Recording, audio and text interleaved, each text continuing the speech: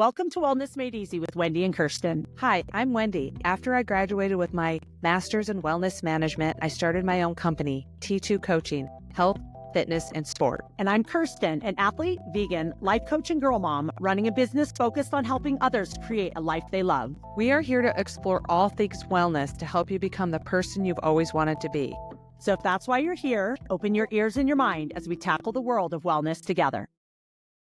Hey everyone, hi Wendy. I am doing great today. It's a good Thursday. What about you? It's a good day. So I'm kind of smiling because when we're recording, I'm usually on my left and you're usually I know. on my right. But for some reason now you're on my left, and it's whoever gets on the first is on that side. Got it. Okay. I mean, yeah. We'll roll with it. We'll roll with it. Roll with it. Life is good. Life is good. Good. Do you, when you move, I can hear it's like, just so you know. You know what I mean? Yeah, I don't hear it at all. No, it's when you were moving, I could hear is your laptop on your lap? Yeah. Oh yeah. No, when you were moving, I could hear it like swishing. Oh, it sounds like staticky. So I was just letting you know so that if you move, it's like this. Okay, we're not gonna try not to move. Okay, don't move a muscle, Wendy. So what's your wellness win for the week? Well, I'm staying up with my birth month activities. I set a goal of 53 minutes every day for the month of March. Last year, my goal was 5.2 miles every day. And there were some days, especially towards the end of the month, that was extremely challenging. So I decided, let's go with 53 minutes. For the most part, I'm doing 5.3 miles of running. So it's all working out well. And right on March 1st, the first day, I set a goal of reading 53 pages a day. Oh, nice. Yeah, and I've missed 2 days, and I'm fine with it. I'm not trying to say I got to catch up, because 53 pages a day is a lot of pages. Yeah. And I'm just like, I'm not trying to make up missed pages. Like, I'm not trying to make up a missed workout. And that's really important and a wellness win, because in my previous life, I would have tried to put extra stress on myself to say, oh, it's okay, you missed a day, just read extra pages every day. And I'm like, no, it's like missing a workout. You lose the intention of making up a missed workout by trying to do that. If my goal was 53 pages a day and I miss a day, the intention's gone. So doing it, trying to make up missed pages, avoids the intention of what I was trying to do. And I'm still reading a lot. So, my goal this year is 26 books for 2026. And with my commitment to reading for the month of March, I'm going to be way ahead of schedule relative to where I was last year. And the pages are important to me, because sometimes I read a 100-page book and I'm done with it, in a week or less. But sometimes I read a 300-page book and it takes me the whole month. Right. So, I'm just doing pages instead of focusing on the number of books I want to read. I'm just focusing on the number of pages. So it's really fun because it's intentional. If I don't have it done and it's, I get home from coaching the kids, I'm like, that's the first thing I do is I put everything, I grab my book and I start reading and I get my pages done before I go to bed. Or sometimes I get some done in the morning, some done in the evening, but it just is something that's very intentional. Right. We should do a podcast on our favorite books that we've read in the past year and why, or something about what reading 26 books a year or 50 pages a day has taught you and has helped you with in just life in general.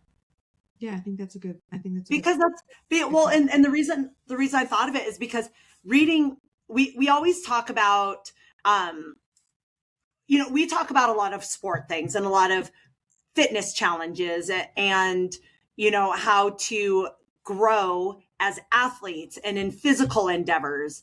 And there might be people listening that are like, I would never even want to run 53 minutes a day. Like that would be ridiculous. But somebody might be really intrigued by reading 53 pages a day. Or, most people can pick something and find a way to fit it into their lifestyle if they want to. Like you said, like if you haven't read your pages and you get home from coaching, there's 20 things you could do when you get home from coaching.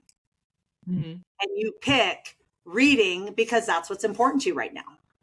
Yeah. Yeah. So it's like we can make time for all the things that are important to us. Yeah. We do. Well, my wellness win is my car is in the shop. That's not a wellness win. I need a new fuel injector system and a catalytic converter. And it's all a big, like anything. It's like when all is said and done, I'm going to have to pay them $1,800 to get my car out on Monday.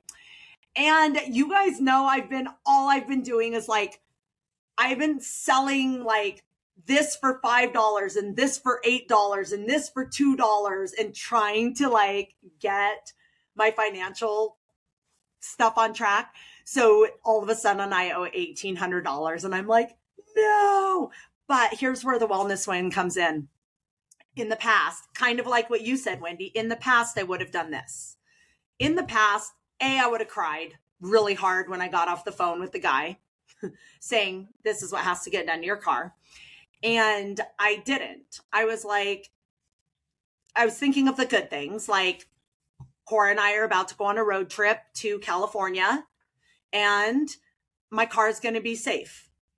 I'm getting all this stuff done to it. It's going to be safe. We're not going to get hurt. When I sell my car next month, when I get home from California, I can sell it with like, hey, it has a new catalytic converter. It has a new fuel injection system. It has, everything is all like checked out. And so maybe I could get more money for it because all that stuff is brand new.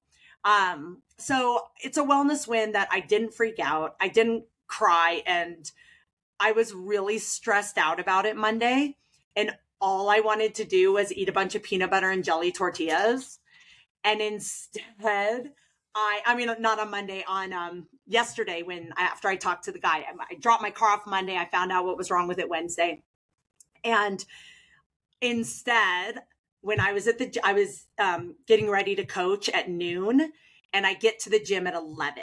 So I usually swim for 45 minutes before I coach. And I was like, I wanted to go in the warm pool and just float around and feel sorry for myself. And instead I went and I had a really awesome workout because I just swam hard. I am about 2.5 weeks for my race. And I'm like, I'm just going to get in and do this workout that I was going to do anyway. And it ended up feeling amazing and finished the workout. And I felt fine. It's all going to be fine. It's always going to be fine. And again, in my point of view is, I'm so glad I paid off a lot of my debt, if not all my debt. So this is going to be a minor debt right now because I paid so much off. And I was told I needed a new catalytic converter last year. And that if I didn't get one, I would not pass emissions. And a wellness win was I actually got my emissions done maybe 2 weeks before my birthday. I got the emissions done and I passed. And I was told, awesome. And I didn't get a new catalytic converter. So my mom and dad used to own a shop, a Sparks computerized car care shop. So when I told my mom what was wrong with my car, she's very keen in knowing the essentials and if that was necessary or not. And so she's like, you'll be fine without it. Don's like, you'll be fine without it. And so I never got it done. And so when I went to admissions, I'm kind of like, see what happens. I passed. So you don't. And the only reason I would have got a new catalytic converter was if I didn't pass admissions, and I probably wouldn't have gotten a new catalytic converter. I would have started looking for new cars. Okay. Yeah. So the catalytic converter is like $5,000. Yeah. But mine is covered by my warranty. Okay.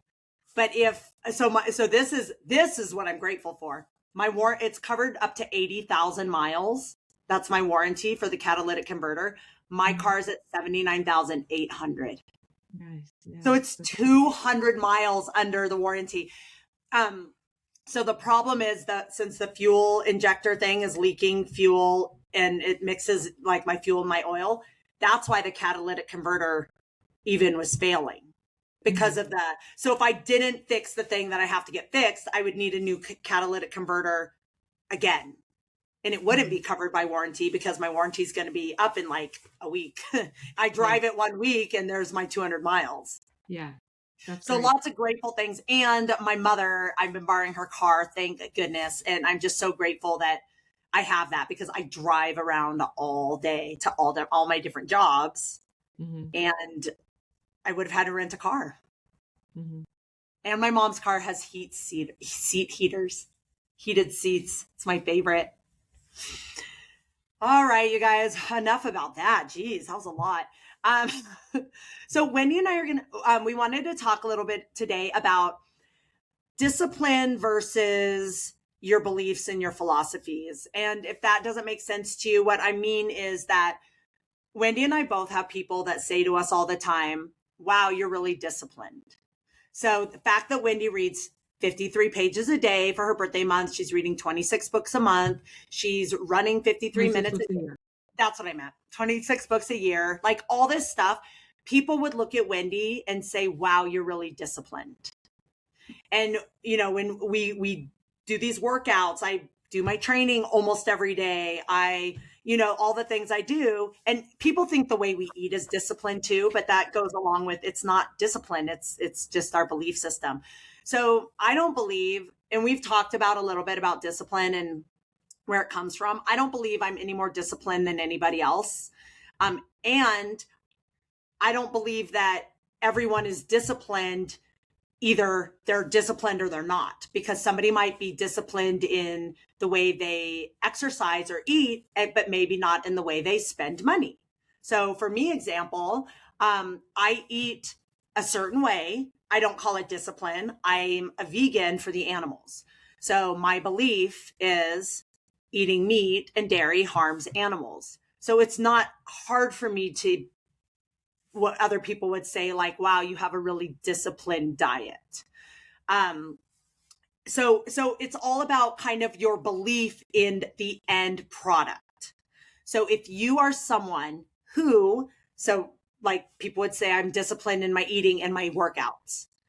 But up until 2 months ago, I was super undisciplined in my finances. I would spend way too much money. And so if people who are like, oh, you're so disciplined, saw how I spent money, they would be like, oh yeah, you're not disciplined at all. And so to me, it's not about if you're someone who has good discipline or you're a disciplined person, it's your belief about the end result. So if I believe that feeding my child sugar and candy and cookies 3 meals a day is going to, in turn, make her unhealthy and sick and ill and overweight, then I'm not going to do it. And it's not hard for me to do that because of my belief of the outcome. When Wendy and I coach people, there's people who do every workout to the letter, never missing a workout no matter what. To me, that person is not more disciplined than the person who's skipping a workout or giving an excuse or half-assing the workout or switching the workout into a totally different workout. The first person has a belief that if he follows every single workout we give him, he's going to have a successful race and make his goals. The second person doesn't have that belief. What do you think about that, Wendy? Those were like great examples. And I'm going to use you now. Like you have this belief that paying off your debt is going to lead to a certain outcome. Yes. Like having more savings, having more money to do the things you want to do.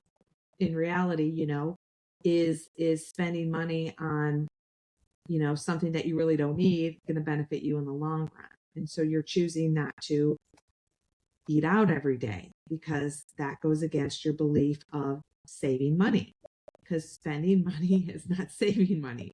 Right. So that's definitely an example. But I really liked how you term the difference between discipline and then what you believe as the final outcome. Right. I talked to a parent, I coach his son, and we were talking about, practices. And I always tell my kids, swim practices are optional. You're not going to be, I don't have any consequence for you missing a swim practice. The consequence is, though, you miss out on an intentional workout that I'm coaching, such as a specific technique, or endurance, or yardage, or intensity, and you're missing out on that. That is the consequence of missing a swim session with me or a training session with me. That's a pretty significant, I believe that's a significant consequence. If you're missing a workout due to a factor that you can control, meaning you just didn't feel like coming. If you're sick or injured, that's a different story of why you're missing a workout. Because I believe when you miss certain training and intentions in a workout, it's on you that we may not do that specific technique for another week. And so you may miss out on it again. And so what I do as a coach is I try to include technique in every single workout I give to my youth swimmers and athletes I coach, because they might not always get to do it, but at least it's always there and they have that option to do it. Right. So an example. So I believe certain technique is going to give you free speed. Right. So for the people participating, if those kids or adults if they don't believe, because so I coach masters, you coach masters, adults are a different animal, right? Because kids, a lot of time, like their parents drop them off, they have to do it, they're signed up or they want to do it. But a kid or an adult, if they don't believe that these drills that we're giving them is going to help their swimming in the end, then they're not going to do the drills. Maybe in practice, maybe like if it's a coached practice, like you just said, but think about the athletes that you coach online and you get, or a athlete that you've done a swim analysis for, and you look at their swim stroke and they're dropping their elbows every stroke and they're petting the water and doing, they're swimming like this. And you're like, okay, here are the drills, the high elbow, the catch, your underwater recovery drill, your head out of the water drill. Here are your drills. Do these 10 minutes a day, 4 days a week, and your stroke is going to improve and it's going to cut off 10 minutes off your 70.3 swim. If they believe that, they're going to do those drills every single day. If they don't believe that those drills are going to help their swim, they're not going to do those drills. So that person that does the drills, other people might be like, wow, they're so disciplined. They're doing their drills every day. But to me, that doesn't mean they're disciplined. It means they believe the drills are going to help. So one of the things on this topic of drills, one of the first things I tell my kids that I coach and my adults that I coach is that Olympic swimmers, who are the best swimmers in the world, right? They're the Olympic swimmers. They do 50% of their workouts as drills. Kicking, pulling, drilling, sculling. And they're the best swimmers in the world. So to me, if the best swimmers in the world are doing drills, that makes me believe that drills are going to help me be a better swimmer as not one of the best swimmers in the world. And I was thinking of a specific friend athlete that I know. You have to have a strong desire and why. So an athlete I know has had like a year off swimming because of various injuries he's sustained due to bike crashes, his final one being a broken collarbone. He got in the water, he swam 3 times, and he's like, oh, I'm back to the pace that I was before my injury, only after 3 swims. And the sad part is I'm not gonna get any better. Because I used to coach his son. So to me, I understand he knows he needs technique help. And he knows because I coach his son and he's seen all the progress that I've made with his son. But he, for some reason, doesn't have a strong why or desire to invest in getting coaching or doing specific drills that are going to help him succeed in the water. I do believe he believes that, but he doesn't have a strong enough why to improve in a swim stroke. I think that he doesn't believe it will help him. Like, he might believe it helps his son. So it's like he doesn't have a belief in himself. Like, he doesn't think like I can get any better. Which could be a valid point, because I know he has invested years ago, 3 or 4, 5, 6 years ago. He's invested. I've done couple swim lessons with him. He didn't sustain it. So maybe he just didn't see that quick fix right away. So he gave up and said, oh, it doesn't work for you. Yeah. I think a lot of us do that. I feel like that's how I've been almost my whole life with money. Because I did, and it's interesting because if I think about other areas of my life, I do that with eating. I'm like, I know it's not eat healthy, move your body, get enough sleep, all the things that Wendy and I always talk about. And that's a slow burn. But I believe that doing those things is going to get me where I want to go. But I think with money, I needed to see more of that immediate gratification of, like, my credit card was so high in debt and I needed or wanted something, and my credit card kept going up, like that. I didn't see an end in sight. And so it dismotivated me, because I didn't believe that if I did the right things, it would make a difference. Right. Because I thought I knew I wasn't doing the right things, but I don't know. I guess, so like, kind of like what we were talking about, what you had mentioned in the beginning. I think that when I'm looking for peace of mind in my life, like that's my goal in life is more peace of mind, more calm, not as much anxiety, not as much overwhelm. And for the past few years, it hasn't stressed me out as much as it did in the past, being in debt. And I was more like living in the moment. I was, like you said, like going out to eat. This makes me happy. It's all, but then when I start seeing that credit card get really high and my debt getting higher, it just created more anxiety and more stress. And so the end result I want is peace of mind. Until I believe that being debt-free is going to give me that peace of mind more than eating out instead of cooking, more than being able to, get Cora a fun little toy and making her happy. Like, that's the thing is like with my spending, buying that little gift for Cora, going out to dinner with Cora, going roller skating, buying her rollerblades, buying her roller skates, buying me rollerblades, buying me roller skates. That all made me feel good. Just like somebody who likes a bowl of ice cream after dinner every night. Just like somebody who likes to sit on the couch and watch TV instead of getting their workout in. Just like someone who wants to go out with their friends instead of hanging out at home with their kids or their spouse. Just like someone who leaves the dishes in the sink because they don't feel like washing the dishes. All those little things, one or two of them, or doing it one day or 2 days or for a week or even for a year, it's okay.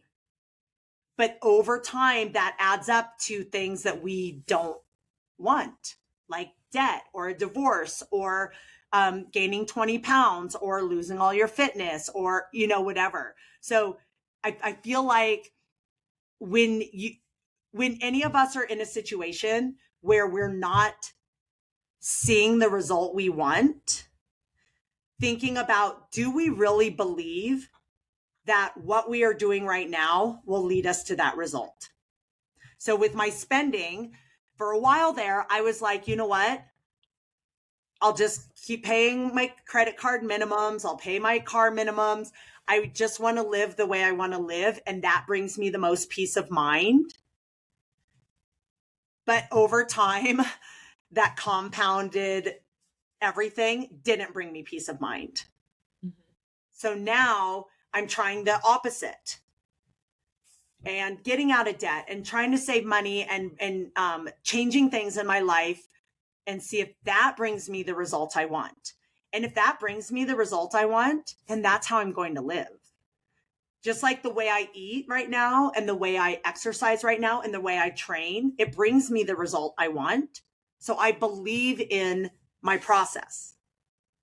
And so I'm going to keep doing it. It's not because I'm disciplined. It's because I believe what I'm doing now is going to give me the outcome I want.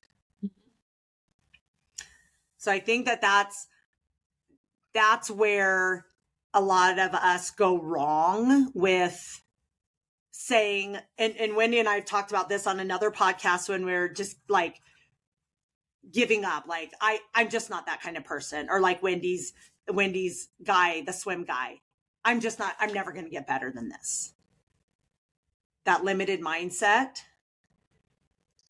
That's what happens when you don't believe that things are going to get better or you can get to where you want to go. So is there anything that you can think of that might be able to help people either figure out, like help them be able to believe something more? They have to say it. Yeah. I'm an athlete. I'm a healthy person. I'm responsible with my money. I'm someone that keeps my house clean. I'm a good partner. When they start telling themselves that, they start acting a certain way. If they say they're a clean person, well, then they're going to clean their house. They're going to stay organized. They're going to shower, whatever that means to them. If you keep saying you're not an athlete, and I use that example because I hear that a lot, well, then you're not going to do the process, follow the process and the systems that we're helping you put in place for you to believe that you are an athlete. If you're in a sport, you're an athlete. If you work out, you're athletic. So it's just telling yourself, trusting yourself, and just telling yourself you are something that you are, and then you are, and then you keep following that. The action plans show that you are what you're telling yourself that you are. I also think that's also where people can, where do you see value in things, like for coaching example? So Wendy and I are coaches. So we charge a fee to coach with us. And there are people that are like, oh, I can't afford it. And there are people that like, wow, that's a really good price. And we're offering the same thing to each of those people. So like I could offer something to Jim, the same exact attention, detail, care, contact, accountability, availability as I do to Kathy. And Jim is going to be like, oh my gosh, this is amazing. This is like this is such a great value. I'm getting so much out of it. And Kathy would be like, yeah, I can't afford that. I don't see the value in it. Mm-hmm. And it's the same thing we're offering. It's just the way it's a different value. And that would be Jim believes that what I can give him is valuable. He's going to get to his goal with me. And Kathy, even though I'm offering the same exact thing to Kathy, she doesn't have that belief that I can get her to where she needs to be. And that's why she doesn't see the value in it. Mm-hmm. So that just when you were talking about that, it just reminded me that value is in the eye of the beholder. And if you believe something is really important, it becomes valuable to you. Right. I say this all the time to people, like the words good and bad are in the mind of the beholder. So when people say, is this good or is this bad? It's like, it's whatever you believe is good or bad. So there's a lot of subjective words that I help people define for themselves. It doesn't mean it's good or bad for me. It doesn't matter. It just matters what you believe. So kind of going off of what you just said is it's really important for Kathy and Jim to decide what is the outcome that they want to get out of a coach. Yes. Then that helps them decide if what the coach offers is going to, if they believe what the coach offers is going to benefit them. That's a really good example of when you're researching a coach, because coaches offer so many different things at so many different price points. You have to decide what is the outcome you want, and can that coach give you that outcome? Right. And if you have a belief that that coach can really deliver that, you're going to listen to cling on every word they say, and you're going to get a lot of value out of it. And if you don't believe it, you're just going to skim by half their stuff, and then you're not going to get anything out of it. Right. And then a lot of times people blame the coach. Right. They're like, that coach didn't work. Yep. What else? Did you have any final words of wisdom? No, I mean, I think you actually put out a lot of good examples out there. So again, it goes back to everything I think we ever talked about on our podcast is mindset is everything. Yeah. Mindset, what you believe, is so important to the actions that you take in life. Yeah.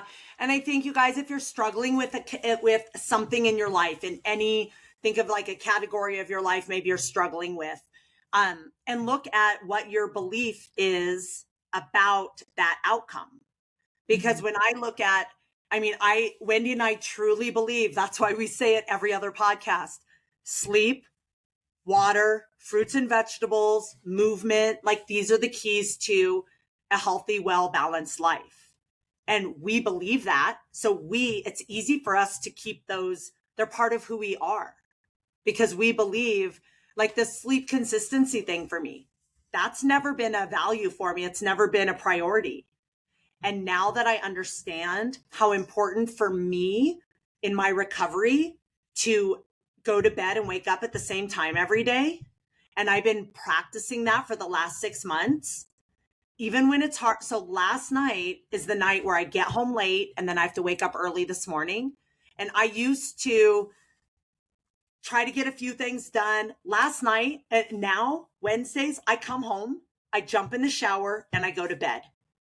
And it sucks. I feel like I got nothing done. I needed to do the dishes or the laundry. I didn't pay enough attention to my dogs.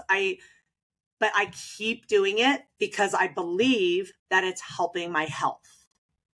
If I didn't truly believe that going to bed at the same time every day was helping my health, I would for sure do 5 extra things before bed, because I have my list of 50 that's never getting touched. So if I had an extra hour before bed to knock off 5 of those things, I would feel more productive.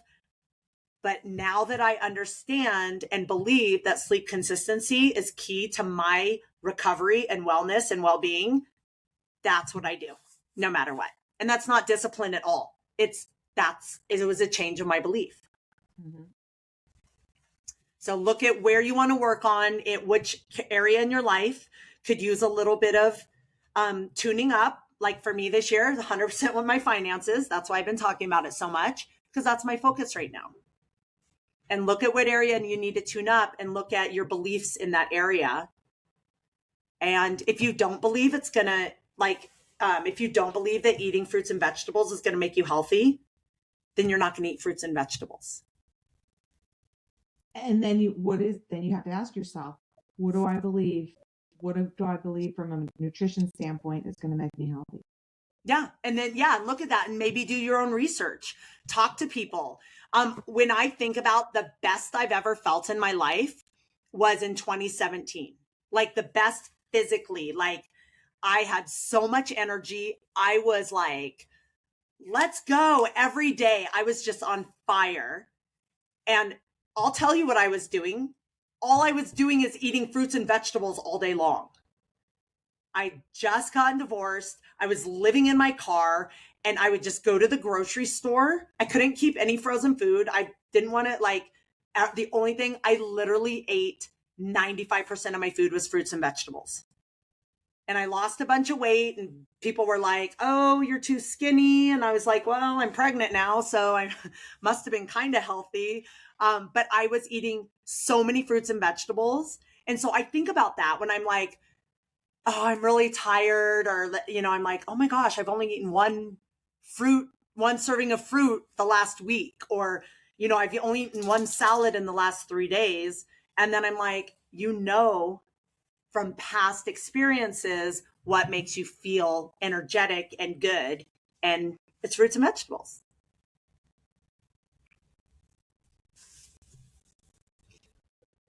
You froze for a second.